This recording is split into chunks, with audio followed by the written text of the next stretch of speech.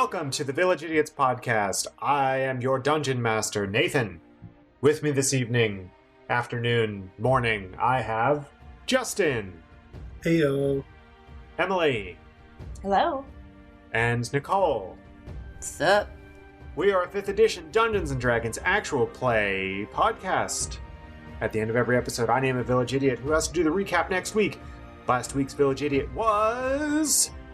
Emily. Sorry, Maxine. No, you were right. You had it right the first time. I know. What happened last week? So... Do you remember why you were the village idiot? I was the village idiot because I had a magical knife and I was trying to use it and was getting annoyed and confused as to why I couldn't use it and didn't think about the fact that I probably had to attune myself to said magical item because that is a thing and a mechanic in the game that we're playing. Yep. So what happened last week? Give us the Reader's Digest version. Where's the last episode start? You were in the quietest room of Upside down fork? the uneven fork. Oh, uneven. Upside down. I was going to say bent fork. So we left there, and we wanted to... I had this knife. We wanted to figure out how it worked. We followed some sort of clues that led us to a certain spot, and that is as specific as I can be about all of that. Lux. It was in Lux that we had to get into that building. Yes. Sure. And there was a very specific spot we needed to be in, and we got to the spot. We tried to use Shade Ripper, and it didn't work when I just used it in the air, so we tried to, prick our fingers with it. So we did, and the first time it worked, and it sent us to Shade area for, 1 minute. Because that's what Shade Ripper does, is it sends someone to the Shade for 1 minute. If they fail the save. So we kept doing this and kept passing our saves until we realized that we should need to attune it, and it wasn't just do this all in 1 minute. So we went somewhere and I attuned myself to the knife, and then we went back and did the whole thing again. I ripped through the shade pocket like I'm supposed to. We went up to, there's this dilapidated castle. It's a castle that's actually there, but a tower. Yeah, there's a tower that's actually there.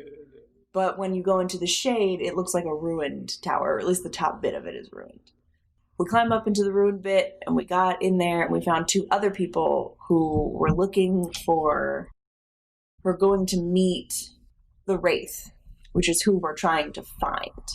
I lied and said that he owes money, and we followed them, and then got to the place.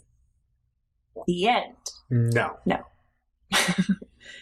And we met the Wraith. No. You said that you met 2 people. Did you mention that you chased them and then you tore through another wall of fire up and... No, I don't remember any of that. Sorry. Yeah, I was waiting for the wall of fire bit. I remember now. You were able to get into the nondescript tower on the shade side, which looks dilapidated. And as you were getting in, someone wasn't being very stealthy. Not as stealthy as the other 2 anyway. Hint, hint, it was the rogue who accidentally let slip that they were coming in. And so 2 of these members of this shadowy organization that works with the Wraith started running off down a very long hallway. No, that's right. And you were like, keep going. And we were like, what the fuck? I remember that now. Yeah, and you kept going and you kept going and you kept going for hundreds and hundreds and hundreds of feet. But you eventually were able to catch up with them. They were sneaking back into the real world from the shade and tore through a wall of fire up. You stopped them. They were like, whoa, whoa, whoa. Hey, what's going on? Hey, you're all new initiates? Mm-hmm. And then they decided to lead you down the hallway. You all walked together to this subterranean town. Mm-hmm. I almost called it a city, but it's not quite large enough to be a city, but it's a subterranean... That's right, the City of Ember. The City of Ember, 1 light bulb. That was my joke. There's only 1 light bulb. Still not the plot. I haven't read the book since last we played. So, anyway, Bill Murray's there. Is that a joke about the movie? It's a joke about the movie. Okay, I Yeah, didn't see it's the a movie because He's fuck that movie. the president of the light bulb. What are we talking about? City of Ember. What's that? It's the movie I tried getting you to watch because it has Saoirse Ronan in it and Bill Murray. It's a book that you need to read immediately. There's only one light bulb in all of creation. It's not the plot. And don't explain the plot because that's the whole point of reading the book is that you don't know the plot and at the end of the book you get like fucked up because I had a crisis in high school, thank you. You're welcome. Anyway, so you all have just found this subterranean-looking town. As you look out, you see that there are a lot more hooded robes. A lot of people are not showing their faces, but there is also a guard tower before you can actually get into this town. So what would you all like to do? I would like to keep walking like I know where I'm going. So Maxine is going to use like her confidence, I guess. I would think that she has a jacket with like some sort of hood on it with her fancy outfit. I don't know. Is that part of your wardrobe? Yes. Okay, then you've got it. So she puts her hood up for sure and starts walking forward like she knows what she's doing.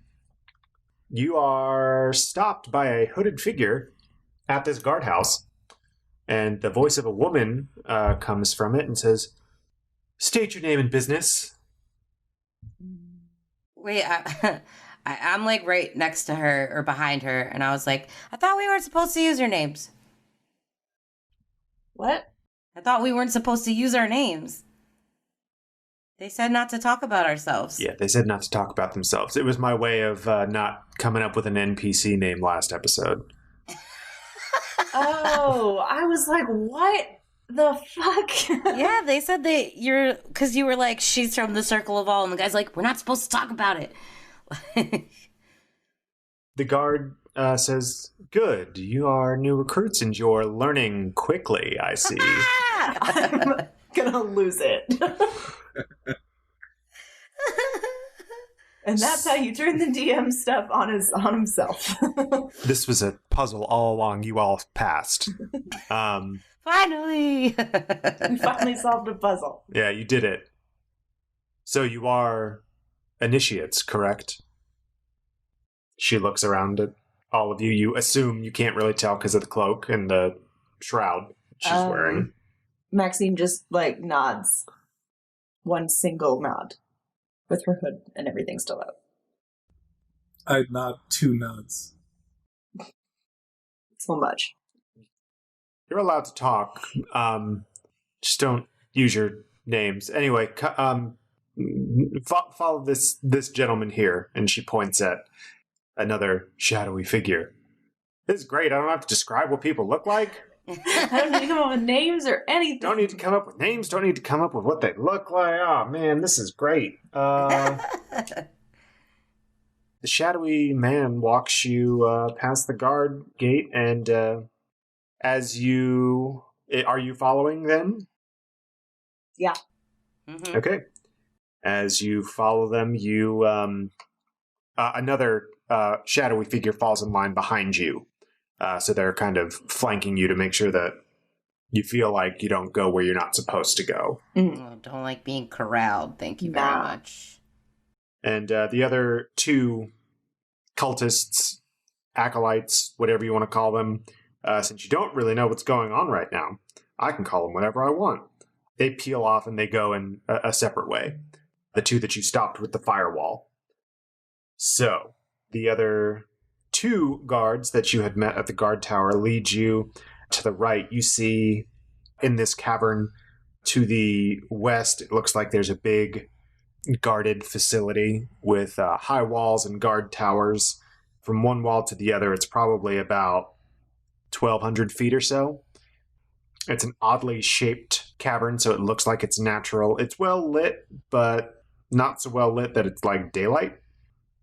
But you can see where you're going, and the humans can see, more importantly. This is not dark.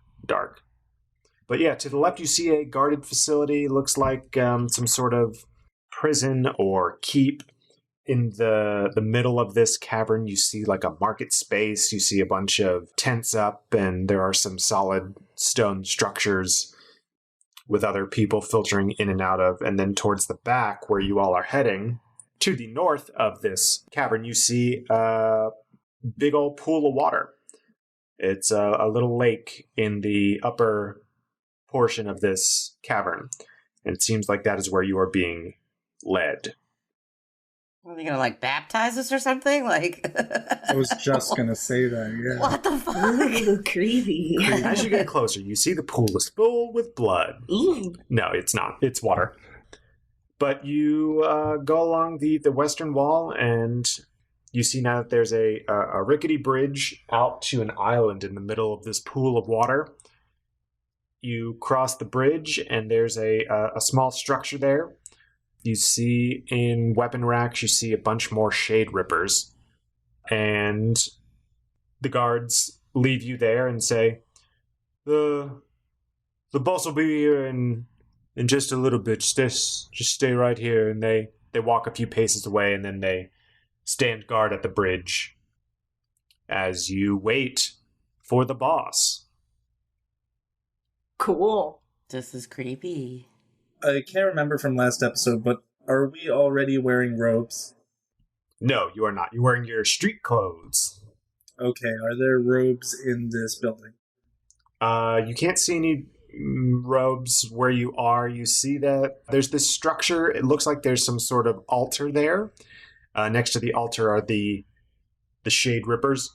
And then there's a staircase that goes up above where the altar is. And that's the only thing that you see. You can hear the water lapping up against the shore of this small island. It's only about maybe 100 feet across. There's a small shrine where the altar is, and then the stairs go up, and there looks to be a little area up there. It's, again, nondescript, just like the building that you entered through the shade to get here. But yeah. Do you all want to do any other investigations, perceptions, anything? Or are you just waiting for the boss? You just along for the ride right now? Well, I mean, basically, like Maxine, like, this is perfect for her whole shtick. Like, pretending to be someone else. She loves this cloak and dagger shit. Yeah, she's like, hell yeah. Like, I know exactly what I'm doing. Like, as soon as somebody was like, you're an initiate, like, she straight up was like, yes, I am. And is hoping that her other two people just completely follow what she's doing. Because I feel like the deeper we can get into this, the better. Title of your sex tape. Oh my god. I do have a question about the Shade Rippers, though. Are there enough of them so that Tora and I can grab one each without them kind of noticing? Are there, like, a good amount of Shade Rippers there? You only see about 4 Shade Rippers up on the weapon racks. So it seems like they would notice if they're gone. Okay. I would like to roll perception. Okay. What are you percepting? The room. The little island that you're on? Yeah. Okay. 18. Okay.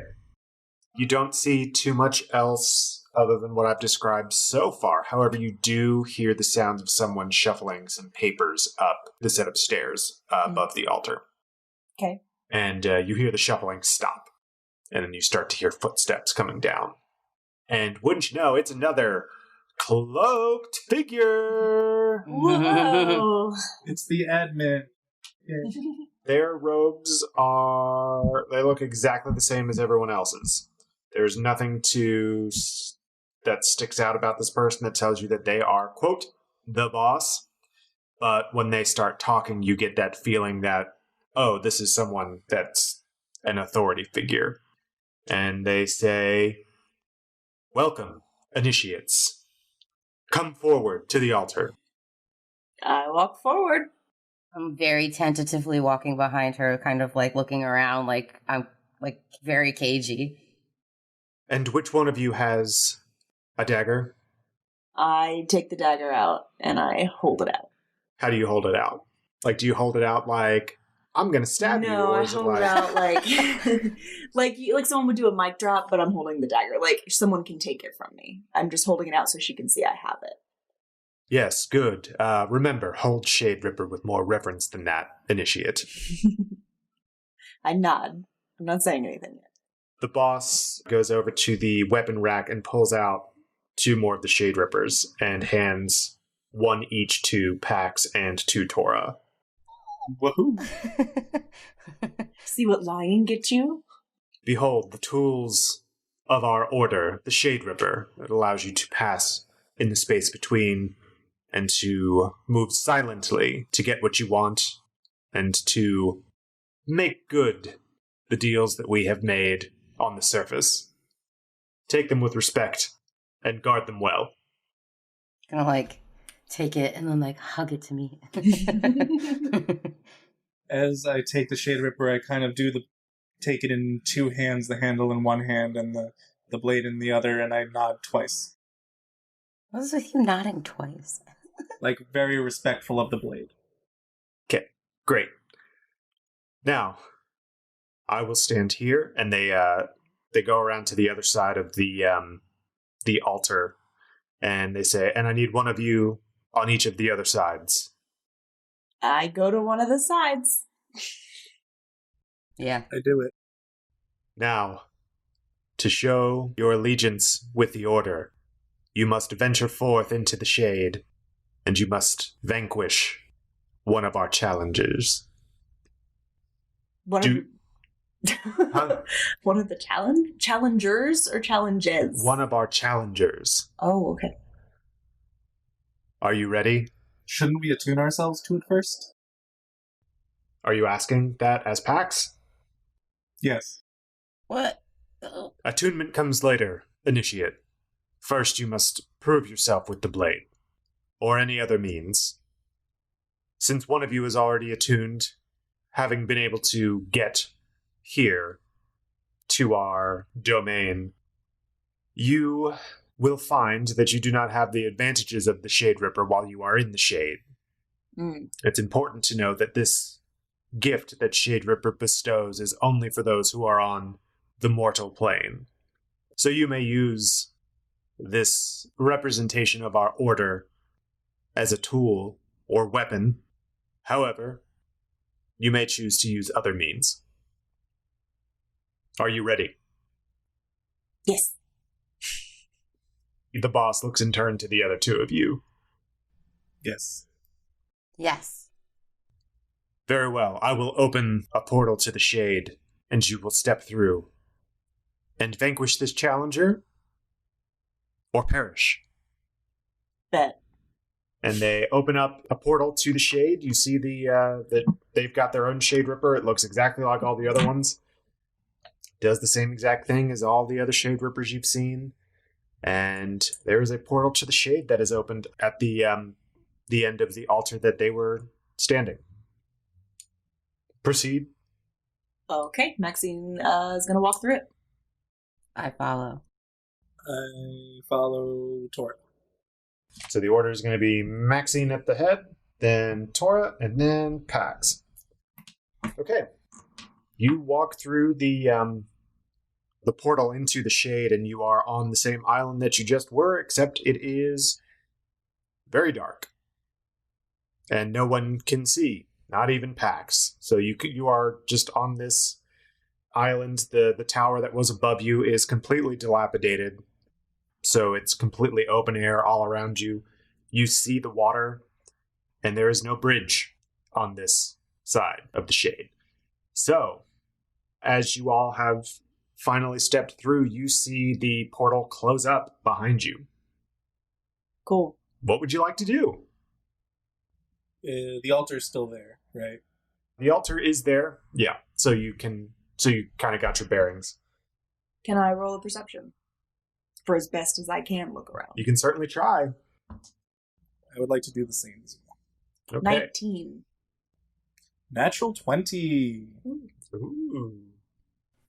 I feel like they'll just tell me what's going on. I don't need to. That's good enough. That's fair. You, both Maxine and Pax, hear the sound of something swimming in the water. Oh, God. And Pax can pinpoint it to the southern end of this island. So kind of behind where you are right now. Okay. Okay. I have nothing for fighting water monsters. I'm just gonna state that blanket right now. Can I tell from the sound that it's making how big it might be? I'll allow it. Yes, it's large. Very large. Not like the size large, so it's only like 4 spaces on a battle map, but like it's large. Sure. Big boy. It seems to be slowly circling the island. Creepy. I guess I'll just speak with animals. I mean, that's fair. That's a fair thing to cast right now. I mean, do you have to be able to see the animal? In the game that we've... No, you don't have to be able to see the animal. Okay. Not here in... not in this version of Animal or this version of the world. Speak with animals is a spell. You can do it telepathically. You don't have to see them. These are all homebrew rules, homebrew worlds, right? Fantasy world. Yeah, it literally says the range is yourself. Well, you cast Speak with Animals on yourself. Yeah, like you're just casting it on you. Oh, yeah, true. You gain the ability to comprehend and verbally communicate with beasts for the duration. The knowledge and awareness of many beasts is limited by their intelligence, but at minimum, beasts can give you information about nearby locations and monsters, including whatever they can perceive or have perceived within the past day. You might be able to persuade a beast to perform a small favor for you at the DM's discretion. Okay. I know what I'm going to do. I am going to cast Shield of Faith on myself, which gives me a +2 to AC.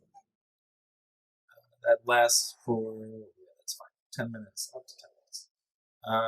And then Spiritual Weapon on my hand crossbow. On a hit, the target takes force damage equal to 1d8 plus spellcasting ability modifier. Okay.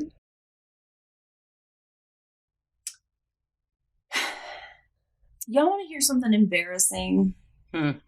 Yes, please. Tell me. I got all my spells and stuff for my arcane trickster, like my rogue or whatever I'm doing. But I forgot to include my bard spells too. So my spell list is all messed up, is basically what I'm saying. Cool. Yeah. I didn't add things that I should have added. Like, it was almost empty. Like, I guess I was like in the process of doing it, and then I got sidetracked, and then didn't go back to it. Also, I think we leveled up, and I leveled myself up, but I didn't choose the spells that I was gonna take. So yeah, I guess I'm gonna cast Speak with Animals. Okay. So, Pax, before I say what happens with Tora, are those spells that you cast, do they have verbal components? No, none for each. Okay. So, nothing happens when you do that. So, Tora, you cast Speak with Animals, and you reach out with your mind, and you do not sense anything willing to talk with you. Fun. So, whatever this is not an animal. Great. We could try touching the water. Maybe this is like a Harry Potter situation. When you touch the water, that's when you get attacked. Well, he asked him if there was any verbal commandments, and I'm guessing that's because none of us have actually spoken yet and alerted it to our presence. I got an idea. Can I use sleight of hand to throw a stone into the water? Oh, dear God. Absolutely. Yay! God. Why is it that you always do shit like this? Oops. Sleight of hand to throw a rock. Yeah, that's fine. That's a 9. Also, why do you need to use sleight of hand? I don't know. I just allow it. Do it sneaky. We don't know where the rock came from. Yeah. You cast a stone into the... where are you aiming? You aiming for the water, or are you trying to get to, like, the cavern wall? I'm trying to do it within, like, range of whatever is swimming in the water. Okay. You throw a stone into the water near where you think this thing is. As the stone hits the water, you hear a plunk, and you hear the water kind of rippling out, and you hear like a splashing sound as if something is coming up out of the water nearby, and you hear chomping jaws, like snapping. We can't see anything? You can't see anything. Like, at all. You can see 30 feet in front of you. Fuck. So you're just kind of using your knowledge of what the island looked like from before, because you know you're in the shade, you know it generally looks the same. I gave you a little too much information by saying that you couldn't see the bridge because the bridge is too far away. Can I roll a perception to kind of figure out how far this chomping sound is away from us? Yeah. That is 18. Seems like it's pretty far out in this lake. Wherever you threw the stone is kind of where you heard the chomping sound. So we know we're surrounded by water, or we can see the water? You know that you're surrounded by water. In the 30 feet that you can see in any one direction, you can see the shore, but you can't see all of the shore at once. Gotcha. So you can see, like, it's kind of a skinny-looking island. Imagine a bean. Yeah. Da bean. It's kind of shaped like a grain of rice, actually, more than a bean. Da bean. Can I do some cool bounty hunter shit and kind of use the altar for cover and pull out my crossbow? Yeah, the altar doesn't stand very tall, so it's only about 3 feet tall, so you'll have half cover. And you've got your crossbow out, but there's nothing advancing on you from what you can see so far. Yeah, I'll just hold position. Can I, like, yell out? Absolutely. And just be like, what are you? Because I was very confused that when I did speak with animals, nothing reached back to me, and I'm not used to that. I'm used to being able to communicate with creatures. So the fact that nothing spoke out to me is very confusing to me, and I don't like it. Excellent. Yeah, you can do that, if that's something you would like to do. Yeah, what are you? Okay, roll me a dexterity saving throw, please. Oh, God. I had 0 dex. That's a 10. Okay, you scream out, "What are you?" And you hear a splashing sound again, more chomping jaws, and then from the south of this island, you see a burst of light, and lightning is lancing out towards you. And it strikes you full on in the chest. Ah! And you take damage from that. Great. I'm going to say you take 8 damage from that. Everyone roll for initiative, please.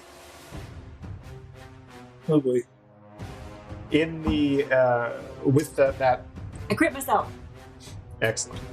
So with that flash of light, you saw a serpentine head that was poking out of the water. 14. 15. Oh, you just had to, you know. Price is right. All right. So... The price is wrong, bitch. Pax, you're going to be first.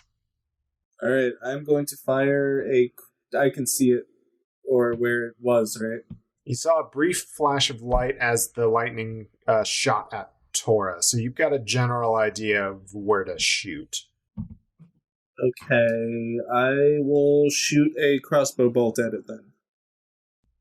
Okay. Roll me a ranged attack then. It's been a while since we've all been in combat like this, huh? No, I'm like losing it.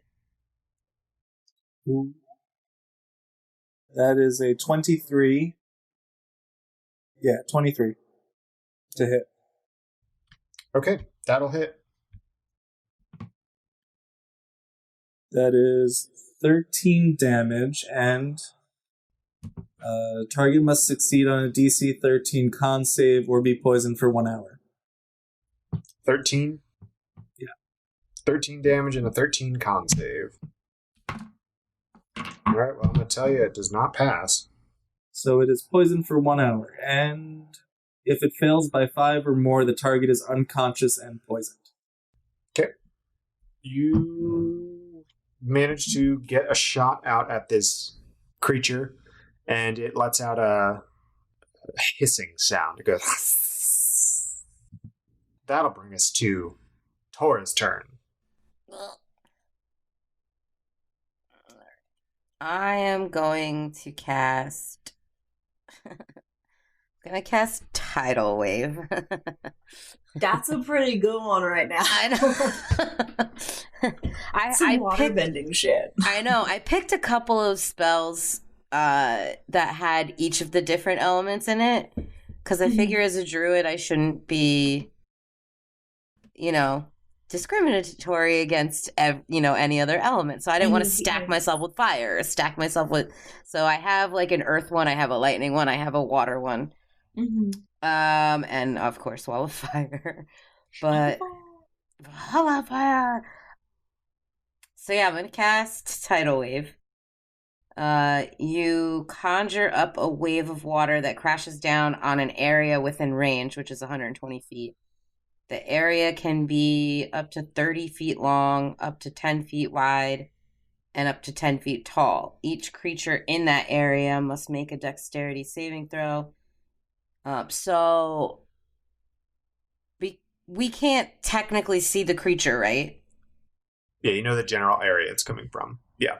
So I can send the tidal wave in that area. Like, I know where the lightning strike and all that stuff came from. Yeah, and the tidal wave's big enough, or you can make it big enough that you can generally figure out what to do. Yeah, I'm going to do that. So, dexterity saving throw from that thing, please. Okay, it fails. Yay, 4d8 bludgeoning damage. 48?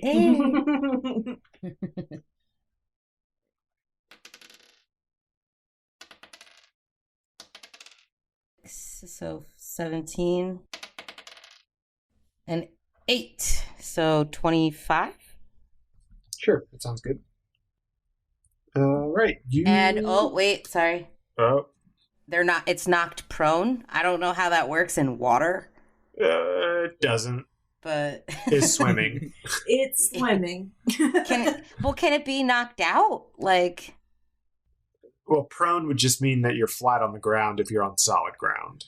But then you would have to take your turn to get up. Yeah. Well, it takes all your movement to get up. Yeah. It's not an action. It just takes all. Oh, okay. I gotcha. Fine. So, I mean, that's what you get for fighting something in the water with water. I was just asking how that works. As you hear the tidal wave go out into this pool, you hear another bellow and a hiss, and you hear another plunking sound.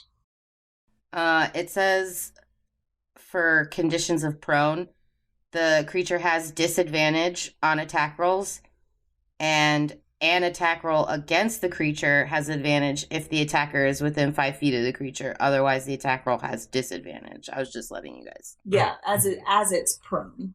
Yeah. So, like, before it gets up. So, like... But because it's if not it falls prone... this round and it comes all the way back around, if we're attacking it as it's prone, its disadvantage all the way up until it can stand up again. So even though it's in the water and it can't technically be prone, can that condition still apply that it has disadvantage on attack rolls? Because I knocked it? I feel like it would be kind of stunned instead of prone. It's going to have to use some of its movement to get its bearings. You kind of push this tidal wave out, and it made the water all turbulent, and it lost its bearings. Okay. So I'll say it'll use some of its movement to get to right itself. Does it have disadvantage on attack rolls, though? See, the disadvantage would be because it's, on the ground, but it's not on the ground. It's still in the water. But And you it's don't know what this- disoriented from being knocked you don't know prone. what this thing is yet. Damn it, I wish I did. Who's that monster? So that will be Tor's turn. That's going to bring us to this creature's turn. I swear to God. You rolled a 1. I know, I'm so mad though. So the creature is going to have to right itself, so it's not moving super quickly. So it uses about half of its movement to right itself. And then it moves to the shoreline and Pax, actually all three of you, would be able to see in these dim conditions, right at the edge of your vision, you see this serpentine head looking at you, and it is going to blow some more lightning. So let's see. Let's make Pax 1, Tora 2, and Maxine will be 3. Oh, I got a 4. I'm rolling a d4. Mm-hmm. 3. Maxine. Make me a dexterity saving throw, please. 6 plus 7 is. 13. Alright, that's not going to do it. You're going to take damage. Oh, can I do the rogue thing where I take half damage? Yes. Do you have Uncanny Dodge in there? Yes. Are you high enough in Rogue? Yes, I am. Okay. You take 3 damage. Okay. Alright. Tora and Pax, I also need you to make dexterity saving throws.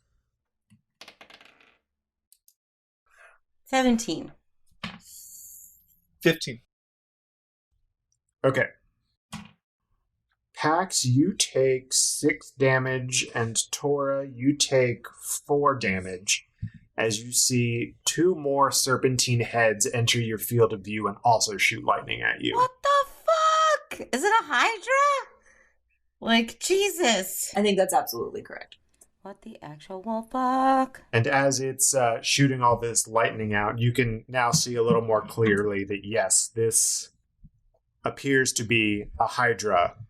However, you all are very confused because Hydras do not shoot lightning usually. Yeah, I was just gonna say, do they? And as you're watching, you see that one of the heads has apparently fallen off. And now, right before your eyes, 2 heads grow out of the stump. Cool. So now there's 5 heads? You see 6 heads total. Oh, 6. What the fuck? Is it my fucking turn yet? Maxine, it's your I swear turn. to God. Thank you. I am going to first use my movement to run as close to the water's edge as I can get without, jumping in. Mm-hmm. And then I'm going to cast Fairy Fire. Okay. Each object in a 20-foot cube within range is outlined in light. I can choose from blue, green, or violet. I would say Maxine would go with violet. Any creature in the area when the spell is cast is also outlined in light if it fails a dexterity saving throw. For the duration, objects and affected creatures shed dim light in a 10-foot radius. Okay, it rolled a 13 for its dex save. 16, so nope. Okay. Fails. So you can now clearly see this Hydra. See? I told you I had a thing. And it's emitting light now. So now you're not going to be able to lose it when it's circling the island if it decides to go underwater. You're welcome. That's the one that gives us advantage, right? No, it doesn't give advantage, unfortunately. But we can see it now. Because we couldn't see it before. And it's actively shedding light. So, it's brighter in here. Yeah. And you can see how large this Hydra is now. If you were looking at it on a battle map, it would be huge. So it would take up 9 squares. Oh my god. Big boy. Wait. The end of this says, any attack roll against an affected creature or object has advantage if the attacker can see it. Yeah. So you have advantage on it. Okay, so never mind. Yeah, we do have advantage on it. Woohoo! That's going to bring us back to the top of the round, unless Maxine wants to do anything else. Actually, can I disengage as my bonus action? You sure can. Let me do that. Right. So, top of the order, we're at Pax. What would you like to do there, bud? Do you have to cast a bonus action after you have your action? You can do a bonus action whenever you want, so long as it's on your turn. Mm-hmm. Yeah, reactions are whenever, bonus actions on your turn. So I would like to use a bonus action from my War Domain list. It's called Divine Favor. The prayer empowers you with Divine Radiance. Your weapon attacks deal an extra 1d4 radiant on a hit. Okay. So, I'm going to fire another crossbow bolt at it. Excellent. That is a natural 20. That's going to hit. Okay, so. Plus. That is 32 damage. And it has to take poison damage again. Or, wait, it takes poison damage on its turn, doesn't it? Well, the poisoned condition is different than poisoning. Poison creature has disadvantage on attack rolls and ability checks. Ooh. And then it needs to also do that DC 13 con save, and if it fails by 5 or more, it's unconscious and poisoned again? Or is that just like the first? That's just the first one. Oh, okay. So, okay, you did that damage to it. What's it look like when your crossbow bolt fires with your divine favor? I'm going to say that my crossbow glows a radiant yellow, orange, and white, and it kind of encircles it, focuses on the crossbow bolt, and as it's spinning through the air towards the creature, it kind of leaves a trail of beautiful light behind it until it strikes it. Okay, excellent. So as you do that, you actually fire right on one of its heads, and the bolt shoots clean through the head, and it falls off. Whoa. But then more are going to grow back. One head is just a stump now. Are we about to enter into a fucking Hercules situation here? Because I am not okay with that. I don't know. Y'all don't got a Pegasus. So Enough with the head chopping thing! Like... Danny DeVito shows up. Not Philoctetes. It's just Danny DeVito. Who, if he doesn't play him in a live-action version, I won't see it. This is true. No CG or anything, just Danny DeVito. Literally. With some, hooves on. Yes, please. They just filmed him from chest up for almost the whole movie. At the very end, it pans down and you see that Danny DeVito is a satyr. Yes. It's good. Dope. Pax, did you want to move at all or no? If I move behind the altar, will that remove my advantage? And will it give me half cover still? If you move from behind the altar, you will lose half cover. If you stay behind the altar, you will still have it. You will still have advantage as well. Okay, I'll just stay where I am. Okay. So, that will lead us to... Me. Tora's turn. Tora, what would you like to do? How far away is this thing from me? It's 60 feet or so. Sorry, no, it's closer to 30 feet. Is it 30 feet or is it more than 30 feet? It's right at 30 feet. Good. Maxine's about 20 feet from you. Good. So your creature's gonna have to make a Constitution saving throw because I am gonna cast Blight. Con saving throw. That's going to be 15. What's your spell save DC there? Oh, Druid? Oh, 14. Fuck me. Anyway, still takes half damage. So that would be 4d8. 48? Necrotic damage. Okay.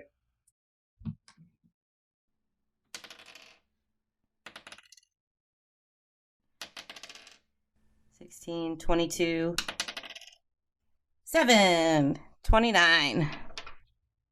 29. Okay. Imagine if it was the full 8d8. Ugh. So it was 29. Is that halved, or did you not have it yet? I didn't have it. I just rolled 4d8. Okay. So that's here. Okay. Math. Would you like to move at all? What does your blight look like? Have we seen that yet? No. So I start getting this like weird, like kind of like vibrating energy around me that's like kind of tinged in like brown. And then all of a sudden, like you can kind of see it moves towards the creature and then it like envelops the creature. That shimmery, it's like not shimmery, it's more like vibraty looking, and it's kind of tinged with like a brown aura. Ooh, gross. Yeah. I thought druids just liked dirt, but it turns out they like turning things into dirt too. Dust to dust, bitch.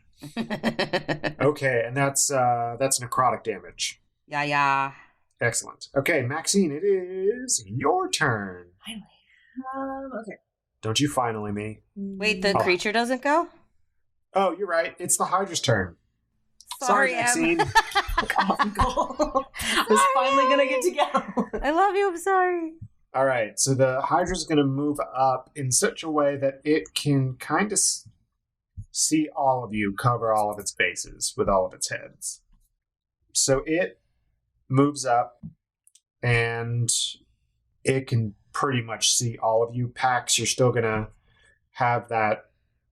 You're going to have partial cover now, I guess. So you've got +2 from Shield of Faith, and I guess +2 from your cover to try and avoid getting bit. And the creature is poisoned, so it has disadvantage on attacks and Correct. checks. Can I have more D20s? I need more D20s.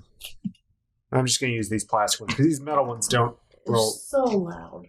I'm not going to roll all of these. I'm just going to roll one at a time, Okay. 2 at a time. You asked for more D20s. I got them. I just need the D20s. All right. So the first head is going to go for Pax. It misses. The third head, or the second head, I guess, is also going to go for Pax. 14 to hit. Nope. The third head will go for Tora. That is a 21. Yeah, obviously.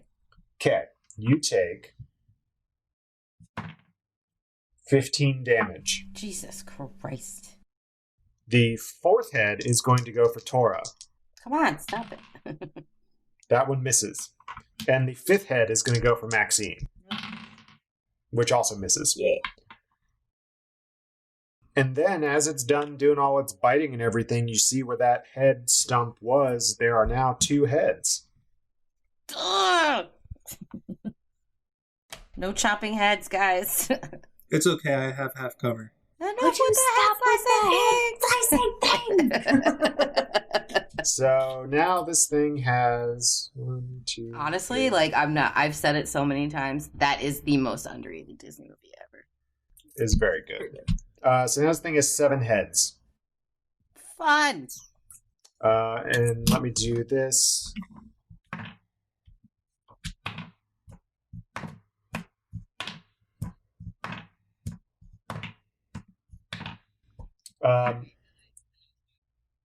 Okay. Maxine, it's your turn now. Okay, I would like to cast Thunder Wave.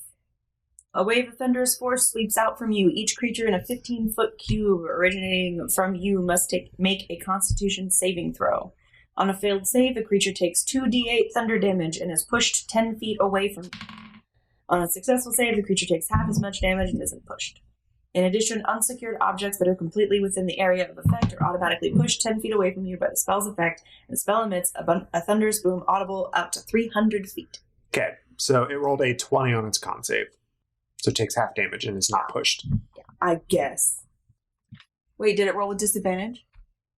Disadvantage on attack rolls and ability checks, not on saves. Not on saving. Damn it.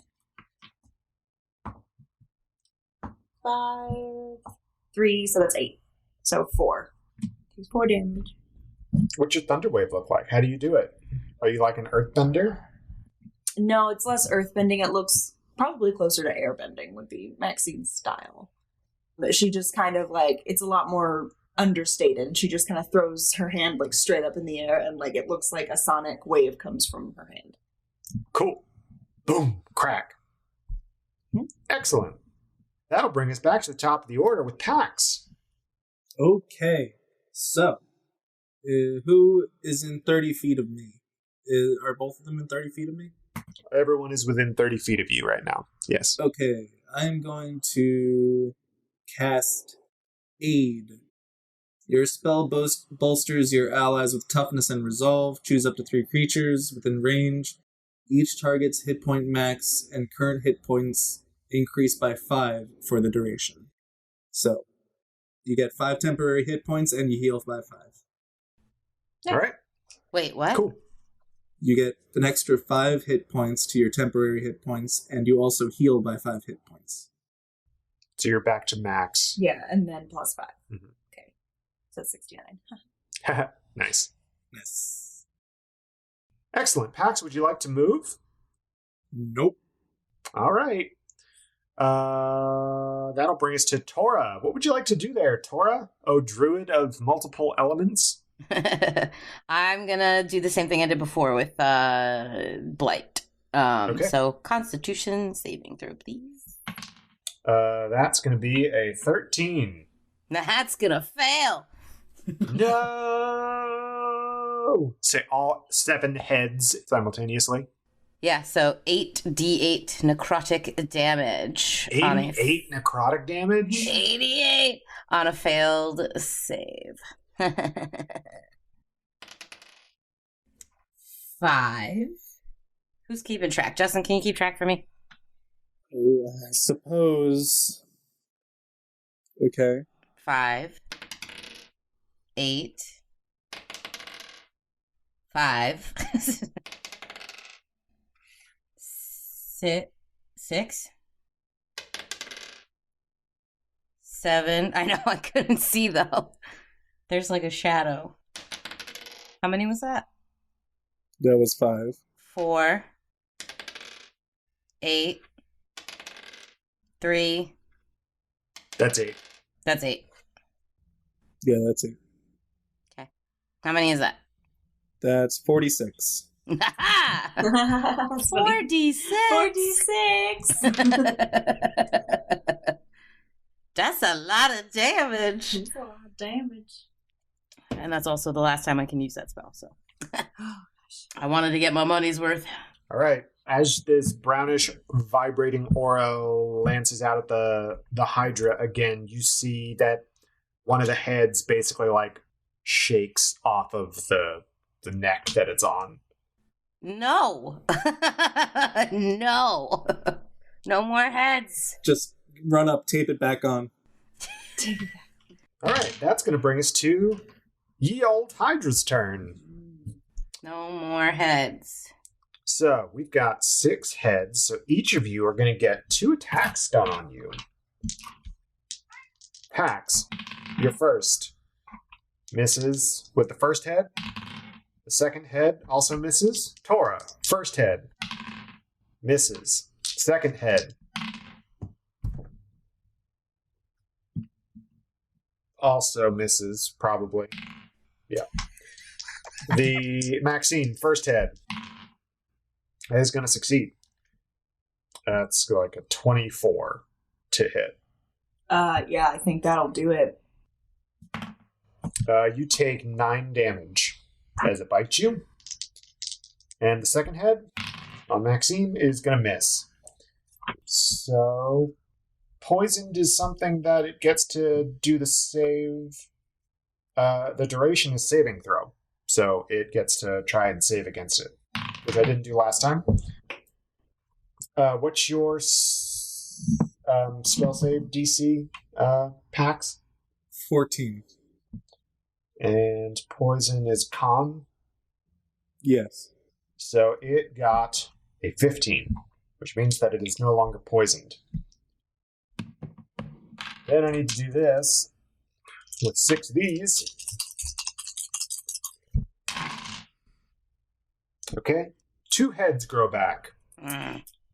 So it has 8 heads now.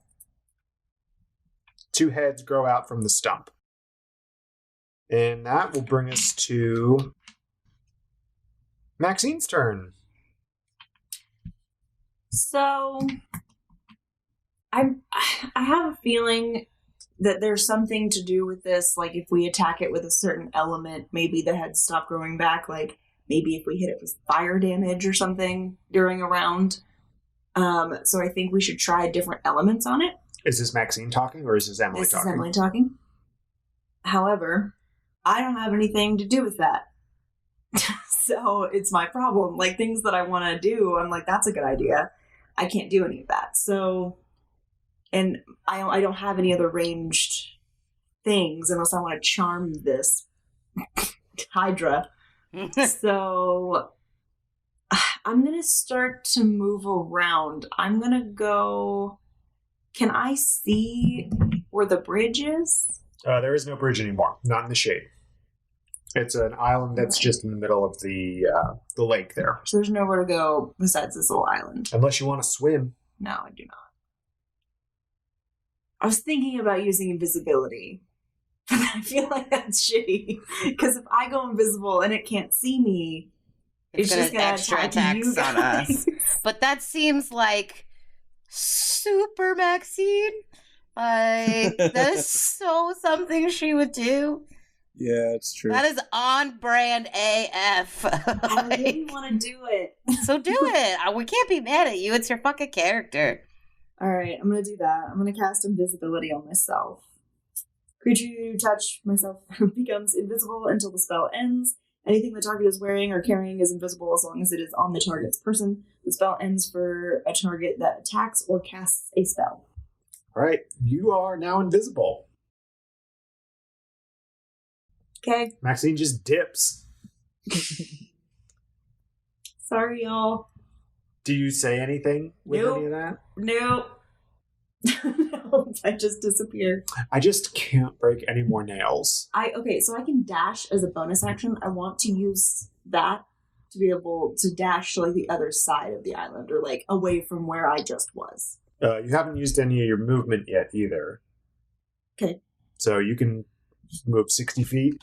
That's where you want to go, as far away as you can? Yeah, from where I just was, like to the other shore. Okay. You are on the other shore. Okay. You can kind of make out a cavern wall, but you're not quite sure if it's a cavern wall or not. To the east. Okay. So wait, you said there's a wall? There's a cavern wall. Like if this is the island is kind of situated in such a way, there's a cavern wall that's kind of within view if you look to the east. Okay, I can't touch it, but I can see it. You can see it in your line of sight. Yeah. Okay. Well, that's something. All right, Pax, it's your turn. Maxine just dipped. Sorry. I scowl. And fucking on brand, though. Then I hit it with another crossbow bolt. All right, let's see what you got. Advantage gives me 19 to hit. Yeah, that'll hit. You all haven't hit it with very many actual attacks. You've all been doing like area of effects where it's got to do like save, so I didn't even know it's AC. Well, it still needs to save on this anyway, because it's not poisoned anymore. Let's see, that is a d6 plus 2 plus 2 plus d8 plus 6 plus d4. That is 19 damage, and it needs to succeed on a DC 13 con save. All right, it saves. Does it have disadvantage? No, because it's no longer poisoned. Or it didn't. I mean, it never had to disadvantage its saves. Fairy Fire doesn't do that? No, it was we have talked about this. That's just advantage on attacks against it. Yeah. Can't blame me for trying. What is the damage on your crossbow hit? 19. The damage? Yes. Dang. So a powerful crossbow. It has a lot of pluses. All right. You hit it with another crossbow bolt. Bolt lands deep in the neck of one of the heads, but it is intact. That will bring us to Tora's turn. Tora, what would you like to do? Can you set the scene for me in terms of where everyone is and how far away everything is from each other? Okay. You and Pax are very near the altar where you entered into the shade. The Hydra is looming over the both of you with 8 heads snapping and gnashing with electricity kind of crackling all around them. And Maxine is nowhere to be found. Would I remember where she was though? Like, yeah, she was on the shore by where the Hydra came up onto the island, which is about 20 feet away from where you are right now. And the Hydra's right on top of us? The Hydra is looming over you. It's like 25 feet tall. Easy. Great. Okay, that changes things. I feel like attacking it with fire might be a good... Yeah, that's what I was thinking, but... Put a wall of fire right underneath it. Boosh. Between you and it. That's what I was gonna do. Like, that's what I was thinking about doing when my actual plan didn't work, but I can't because wall of fire is backfired. No, well, wall of fire is a 4th level spell, and I don't have any more 4th level spell slots. I have flaming sphere, but it's not the same. It's like you have to do it next to them, and if they end their turn in that sphere, then they take damage. Yeah. Do you not have produce flame as a cantrip? I do, but it's I mean, I can attack with the flame, but it's like it's not a lot. Okay, now here's another question. Before she went invisible, is she like behind the Hydra? Well, or was she behind it, like directly behind it, or was she like off to the side of it? If you imagine that the Hydra takes up basically, its footprint's like 20 feet wide, right? And it kind of looms over all of you. You all were arranged in like a semicircle around it. Pax was at like 12 o'clock, you were at like 2 o'clock, and Maxine was at 4 o'clock if you're looking at it on a clock face. Gotcha. And so the Hydra was where the hands are. Okay, so she wouldn't. Good. Okay, then I know what I'm gonna do. I'm gonna cast Tidal Wave again. Okay. So it has to make a Dex saving throw. All right. It got a 20, unnatural. Well, obviously. Come on. So that's 2d8 bludgeoning damage. 4 and 8, so 12 bludgeoning damage. Damn, this would have been the perfect opportunity for it to get knocked prone because it's fucking on land now. So as you cast your tidal wave, it washes over the Hydra. Where does the tidal wave come from? Is it coming from the water, or are you producing this water from elsewhere? It's kind of produced from me in a way. Okay. Like it comes up from me and then pushes out. Okay, so as you do that, the water washes over the Hydra and it is kind of knocked around, but it weathers the storm, so to speak. But the head that had the crossbow bolt in it from Pax's attack is now a stump as the water recedes. What the fuck? Damn it, Tora. Look, that's me! You've knocked him off too! Right, it's Hydra's turn. Wait, I want to move. Okay, you can move. I want to go to the side, 30 feet. Okay, well, fortunately for you, all of its heads attacked, so you do not get an attack of opportunity against you. So, Okay. You move Okay. away from the Hydra.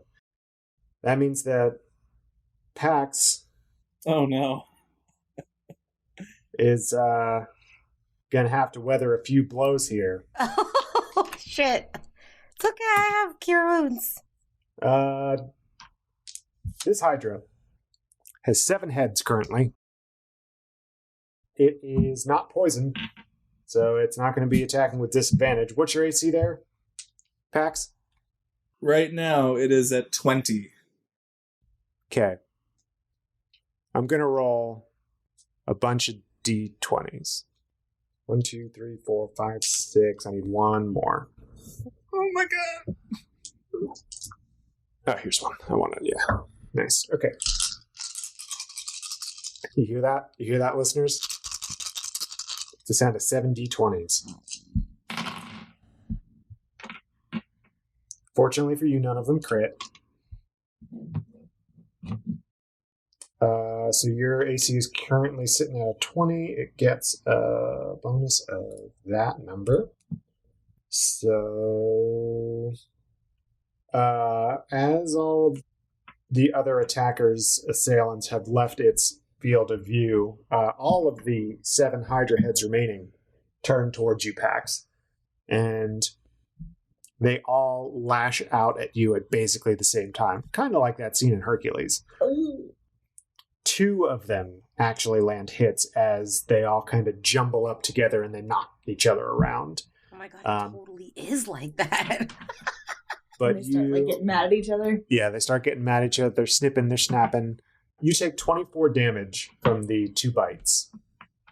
And as the heads come back from their attack on you, from the stump of the one that fell off not too long ago, another head grows out. So there are 9 heads in total now. And I need to roll this. Can I have another die, please? Which one? Acrylic D6.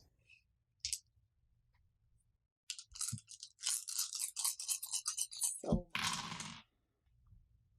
Really? 1? Okay. That's going to bring us to Maxine's turn. okay. The Hydra's standing its ground where it is. I'm going to, while I'm invisible, I'm going to run as close to it as I can get, I guess. Are you going to try and dash? Yeah. Okay, you can get right up on it if you dash. Okay, I'm going to dash. And then I'm going to try to use Thunder Wave again. Okay. So, you must make a Constitution saving throw. It fails. Dope. Okay, on a failed save, the creature takes 2d8 thunder damage and is pushed 10 feet away from you. Okay. 2d8. 13 damage. It's pushed 10 feet away. And I'm done. Okay, so you run up and you cast Thunder Wave. As the sonic boom, as you put your hand up, hits, you become visible again. Mm-hmm. And the Hydra is pushed 10 feet away. It's still within range of Pax, but it's not within range of you currently. So it gets pushed. It kind of stumbles 10 feet away because It big. kind of...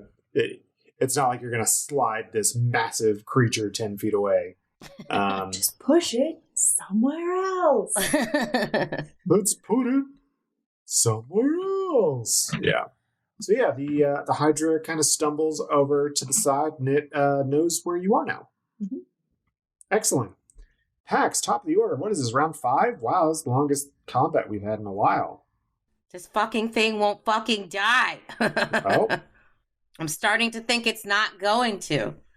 How close is it to me? It is...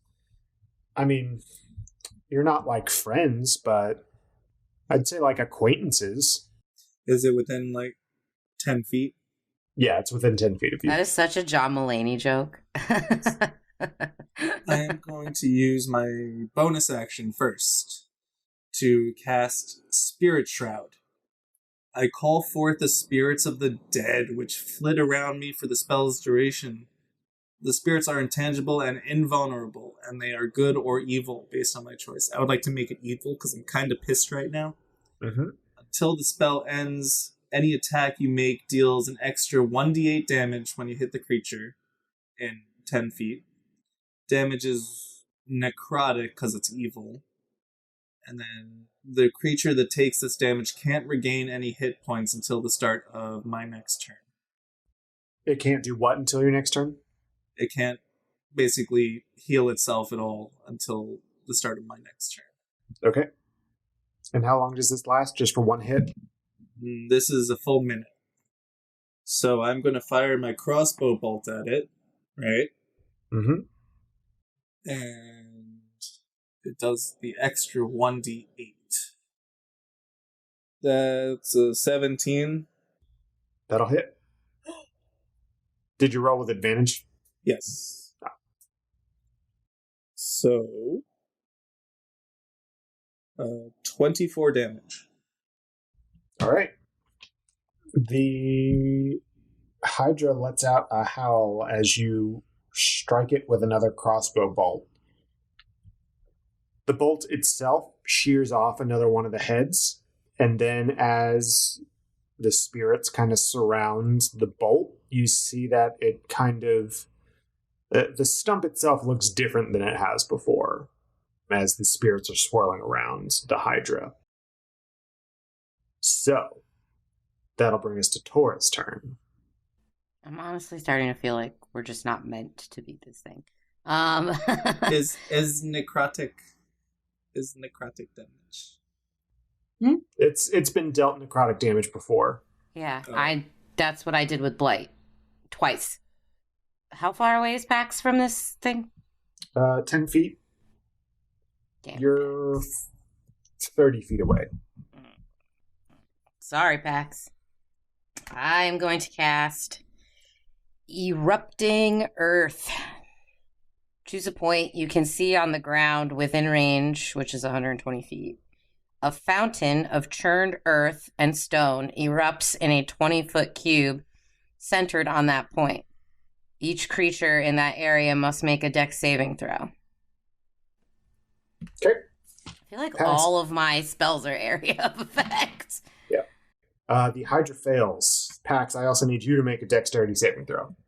Can I give him bardic inspiration for his saving throw? Is that a reaction? Yeah, well, hold on, it doesn't. It's something that I can do, and it tells me I think it's a bonus action, so you have to do it on your turn. it's a bard feature that I've got. Inspire an ally within 60 feet, giving them a bonus 1d6 on one ability check, attack roll, or save. Yeah, so you have to do the bardic I have to do it inspiration. on my- I don't know if it's a bonus action or a reaction. You'd have to check the book. I'm pretty sure it's a bonus action. And you get a certain number of those equal to your charisma modifier. Bardic inspiration. I mean, I did get a 21. So. Yeah, It's so a it doesn't bonus matter. action. Okay. It's a bonus action. Yeah, but I still need to know that. So, okay. So, Pax, you'll take probably half damage, and the Hydra's going to take full damage. Yes, which is 23. 23. Oh, boy.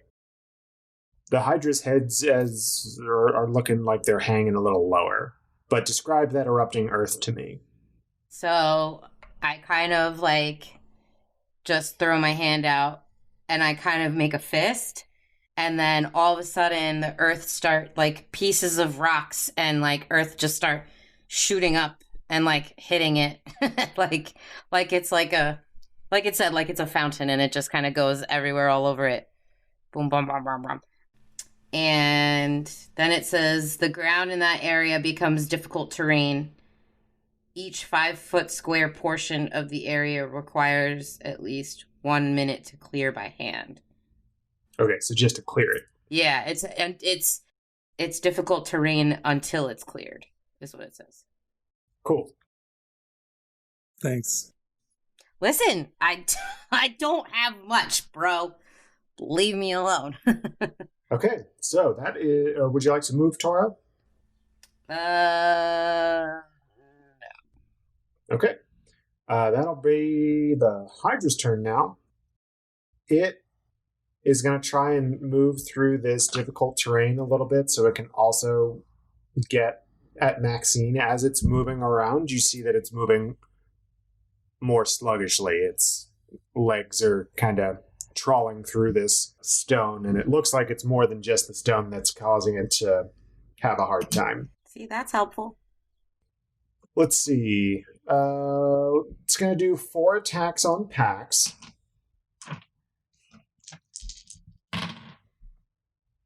One of which will hit. So 4 heads are lancing out at Pax. You take 13 damage. Holy shit. 5 of the heads are going to go for Maxine. Cool.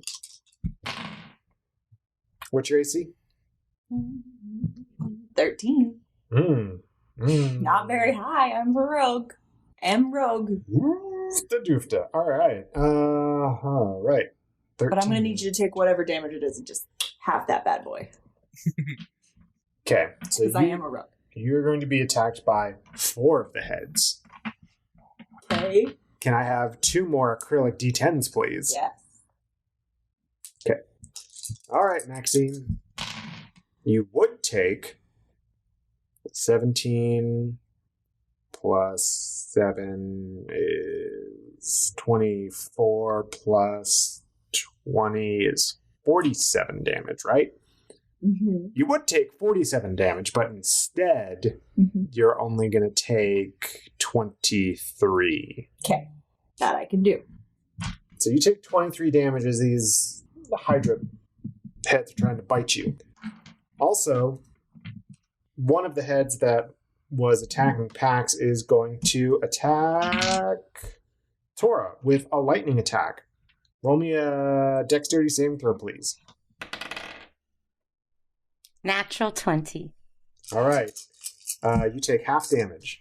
Fuck. So you take 5 points of lightning damage. And then I'll take one of these out. I'm going to do this. 1, 2, 3, 4. Okay. So, at the end of its turn, you don't see any heads regrow. It seems that it has been stunted in some way by probably Pax's attack with his crossbow. And that's going to bring us to Maxine's turn. Yeah. So is this something that I can see and I can attack it with my rapier? Is that something I can do? You can see it. You can attack it with a rapier if you want. Well, I mean, is it still on the land or is it all the way? Is it back in the water? No, it's been on the land. Okay, it's still on land. So I'm going to use my rapier to attack. Okay. And then I'm also going to use my sneak attack. Mm-hmm. So I need to roll a lot. 1, 2, so it's 3d6 for the sneak attack. Here's more d6s. You got to roll to hit first. That's what I'm doing. 19 to hit. That'll hit. Okay, and then 1d8. 6 damage from the rapier. And then 17 from the sneak attack. Okay, so that's plus the 6 that you got for the rapier is... That's 17 plus 6. 23. There you go. Rogues are hard. You strike out at the Hydra with your rapier in such a way that as it's coming back from its attack on you, you take a swing with your rapier. The Hydra seems like it's being affected by whatever this magic is that was on the bolt that Pax had. And as you swing through the air on the Hydra, the heads that attacked you, all 4 of them just kind of lop off. Danger. And they just kind of fall to the ground and decay super quickly right in front of you. Whoa. So only 4 heads remain, and the Hydra looks like it's on its last leg. Literally. So it's going to be Pax's turn now. All right. I got this. All right. So I'm going to RP this real quick for you. Okay. With my single hit point. Oof. Wait, you only have 1 hit point? I only have 1 hit Oh, point God. left. I didn't know that. I'm going to help you. So, with my 1 hit point, I am going to get on top of the altar and stand myself up. I'm going to put my arms in the air and cast Flame Strike. The creature must make a dexterity saving throw. The creature takes 4d6 fire and 4d6 radiant damage on a failed save. All right, it fails its save. Damn. Oh, shoot. That is going to be 32 damage. Okay. What does it look like when this Hydra dies and burns up in flames? Yes. So I've climbed up on top of I've stumbled on myself and climbed up on top of the altar. I stand up and cast Flame Strike. All of a sudden, from nowhere, above us, a 40-foot high cylinder of flame just drops down from the heavens. The creature burns up like the Nazi in Raiders of the Lost Ark, just kind of melting on itself and molting until its skeleton and everything is just gone and melted on the floor. Yes, good. Because the gout came from the ceiling, the heads get the brunt of it first, and they melt away, and you hear a ungodly hissing sound, and it doesn't smell great either. So the Hydra lays dead before you. It's just charred bones now. What would you all like to do? I would like to cast. I saved this my 1 and only 5th level spell slot for this. Mass Cure Wounds on everyone. So choose up to 6 creatures. Wait, how far away is everyone from me? Everyone's within range, I think, of the spell. Yeah, 60 feet. Each target regains hit points equal to 3d8 plus 3.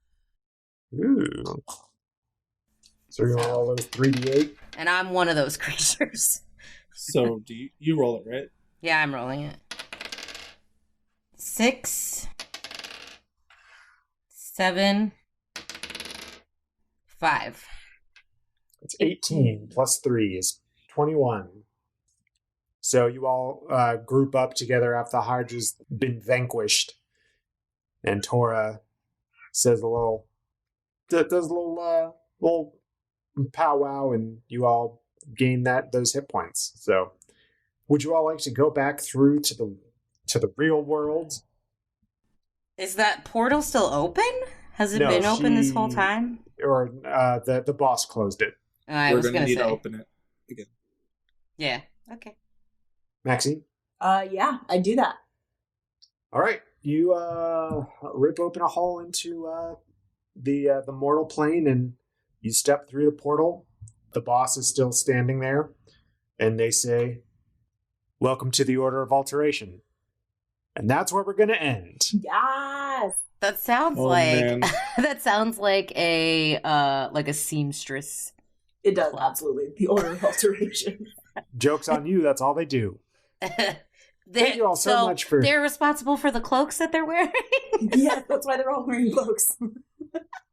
Wardrobe. Yes. Thank you all so much for tuning into the Village Idiots podcast. I hope you all had a great time listening. I had a great time GMing, and I hope that my players somehow had a great time playing as I kicked their butt with a bunch of Hydra heads. The Village Idiot this week. Oof. I think the Village Idiot this week is going to have to be Tora. What? For shouting out and giving away your position before you really knew what you were fighting. Right? Oh, come on. That fight. Fine. This will be an easy episode to remember. It's fair. It was battle. It was just fighting. We fought something. We won. The end. Yes. Mm-hmm. Yeah. So if anyone refutes that Village Idiot crowning for this episode, they can reach out to us on social media, right, Nicole? Yeah. They can go to Twitter and follow us at Village Idiot Pod. If you want to talk to me personally, you can find me at Nicole the Nerdy. You can find me at JRoma20. I'm at Neurotic Good. You can find me at Village Idiots DM. And you can't find Jordan because he is on paternity leave. Take a breath, John. Take a breath. Ugh. And you can't find Jordan because he is on paternity leave. We also have a website, villageidiotspodcast.com. Tons of cool stuff up there, like artwork and, yeah. What else is up there? The Village Idiots tally. Yeah, the tally for Village Idiot for season 1.5. I think I'm winning. And the link to our Patreon. Speaking of Patreon, want to hear more from your favorite idiots? Well, you're in luck because we have a Patreon. For just a couple bucks a month, you'll have exclusive access to some DM insights with Nathan and behind the screens. Listen to Nicole and I BS and What's What with Dilly and Dally, and even a mini prequel campaign set in the world of Lanamora. If a subscription to our Patreon is too much of a commitment for you, we'd love if you could leave us a quick review on iTunes. If you enjoy the show, tell your friends about us. New episodes come out every Tuesday, so stay tuned. Yes, stay tuned indeed. And also, if you want to hear more from the four of us, Justin, Nicole, Emily, and myself, we did an interview recently with Hypocritical Troll. You can find them on YouTube and on Facebook. And Twitter. With host Daryl Wolf on Hypocritical Troll. So you can check out our interview there and give a like, give a subscribe, and show the love. So anyway, until next week when we find out more about this seamstress guild, well, bye. Bye.